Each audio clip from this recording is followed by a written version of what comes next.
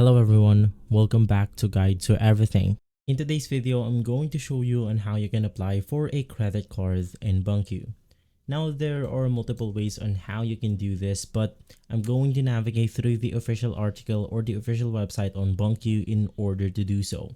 Now, inside the credit cards menu for Bunq, if we simply navigate all the way down, we can then go ahead and see that there is a question here on how do I get a Bunq credit card. Now in here, you will then be taken to the instructions in order to do so. The first thing that you want to do is to navigate through the home tab, tap on the purple icon and click on add, tap on blue, which is the add card, and then you want to select the credit card. So that's all you have to do.